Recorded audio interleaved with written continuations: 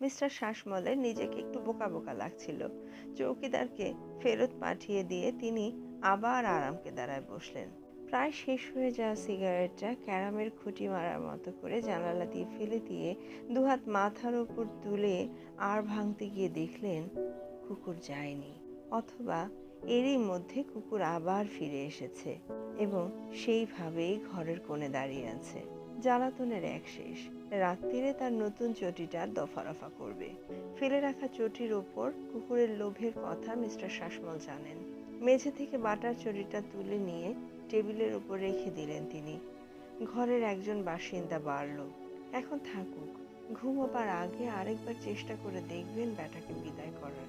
Mister Sasmal হাত বাড়িয়ে টেবিলে রাখা এয়ারলাইন্স ব্যাগটা থেকে গোয়েন্দা উপন্যাসটা বার করলেন।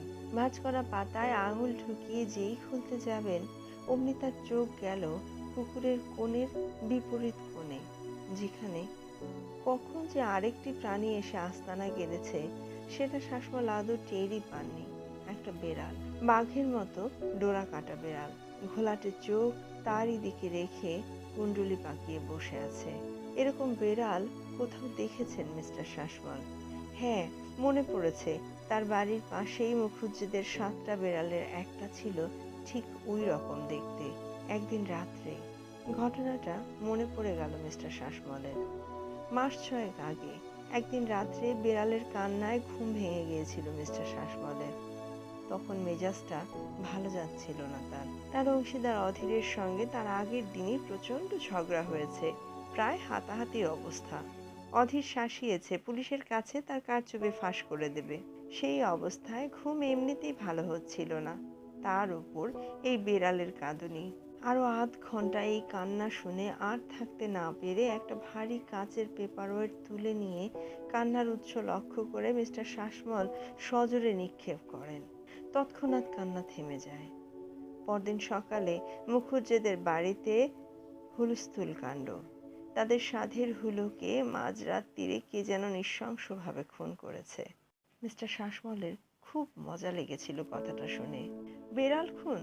সেরকম দেখতে গেলে তো মানুষ হামেশাই খুন করছে। মনে পড়ল একবার বহুদিন আগের ঘটনা। মিস্টার শাসমল তখন কলেজে পড়েন, হস্টেলে থাকেন। ঘরের দেয়ালে পিঁপড়ের লম্বা লাইন দেখে একটা খবরের কাগজের টুকরোয় দেশলাই ধরিয়ে সেই লাইনের এক মাথা থেকে ও মাথা জ্বলন্ত কাগজটা একেবারে বুলিয়ে দিতেই সব কয়টা পিঁপড়ে একসঙ্গে মরে কুঁকড়ে দেয়াল থেকে ঝরে পড়েছিল মেঝেতে। পিঁপড়ে খুন। মিস্টার শাসমল রিস্টওয়াচের দিকে চেয়ে দেখলেন 10টা বেজে 10। মাসখানেক থেকে মাথায় একটা দপদপানি অনুভব করেছিলেন তিনি, সেটা এখন আর নেই।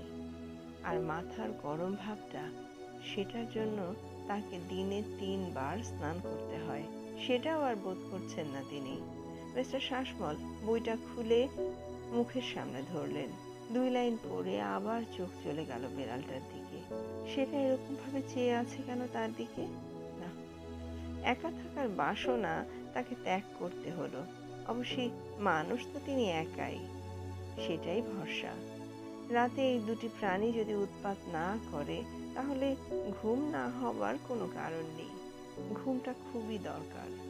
গত কয়েকটা দিন স্বাভাবিক কারণেই তার ভালো ঘুম হয়নি। ঘুমের বড়ি খাওয়ার আধুনিক বাতিকটা তার নেই। মিস্টার শাসমল টেবিল থেকে ল্যাম্পটা তুলে বিছানার পাশে একটা ছোট্ট টেবিলটায় রাখলেন। তারপর গায়ের জামা খুলে আলনায় টানিয়ে ফ্লাস্ক থেকে 1 গ্লাস জল ঢেলে খেয়ে হাতে বই নিয়ে বিছানায় শুয়ে পড়লেন। পায়ের দিকে কুকুর, সেটা বসা অবস্থা থেকে উঠে দাঁড়িয়েছে, দৃষ্টি মিস্টার শাসমলের দিকে। কুকুর খুন? মিস্টার শাসমলের বুকের ভেতর ধড়াস করে উঠল। হ্যাঁ, তা একরকম খুন বই কি। ঘটনাটা মনে পড়ে গেছে, বোধহয় 73 সাল। গাড়িটা তখন সবে কিনেছেন মিস্টার শাসমল। চালক হিসেবে তিনি কিঞ্চিত র্যাশ। কলকাতার ভিড়ে স্পিড তোলা সম্ভব নয়, তাই বোধহয় শহর থেকে বেরোলেই মিস্টার শাসমলের স্পিডোমিটারের কাঁটা তরতরিয়ে উঠে যায় উপর দিকে। 70 মাইল স্পিড না ওঠা পর্যন্ত তার মন অতৃপ্ত থেকে যায়। সেই অবস্থায় একবার ন্যাশনাল হাইওয়ে দিয়ে কলকাতা যাবার পথে একটা নেড়ি কুকুর তার গাড়ির তলায় পড়ে। সাদার উপর বাদামি ছোপ। মিস্টার শাসমল তা সত্ত্বেও গাড়ির স্পিড কমাননি। যে কুকুর খেতে পায় না, যার পাঁজরের হাড় গোনা যায়, তার বেঁচে থেকে লাভ কি? এমন একটা ধারণা মনে এনে অপরাধবোধ লাঘব করতে চেষ্টা করেছিলেন, এটাও মনে আছে। কিন্তু এই স্মৃতি তার মনের নিরুদ্বেগ ভাবটাকে একেবারে তছনছ করে দিল। জীবনে যত প্রাণী হত্যা করেছেন তিনি, তার সবগুলোই কি আজ এই রাতে এই ঘরে এসে হাজির হবে নাকি? সেই প্রথম পাওয়া এয়ারগান দিয়ে মারা কুচকুচে কালো নাম না জানা পাখি। আর সেবার সেই ঝড়গ্রামে মামা বাড়িতে খান ইট দিয়ে, হ্যাঁ, সেটাও এসেছে। জানালার দিকে চোখ যেতেই মিস্টার শাসমল সাপটাকে দেখতে পেলেন। হাত চারেক লম্বা একটা গোখরো, তার মসৃণ দেহটা জানালা দিয়ে ঢুকে দেয়ালের সংলগ্ন টেবিলের ওপর উঠল। এপ্রিল মাসে সাপ বেরোয় না, কিন্তু সাপ বেরিয়েছে। সাপের 3 ভাগের 2 ভাগ রয়ে গেল টেবিলের ওপর, বাকি 1 ভাগ টেবিল ছেড়ে উঁচিয়ে উঠল ফনা তোলার ভঙ্গিতে। ল্যাম্পের আলোয় জ্বলজ্বল করছে তার নির্মম নিষ্পলক দুটি চোখ। ঝাড়গ্রামে তার মামা বাড়িতে ঠিক এমনই একটা গোখরোর মাথা থেতলে দিয়েছিলেন মিস্টার শাসমল ধান ইট মেরে। সেটা ছিল নাকি বাস্তব সাপ, কারোর কোনো অনিষ্ট করেনি কোনোদিন। মিস্টার শাসমল অনুভব করলেন তার গলা একদম শুকিয়ে গেছে।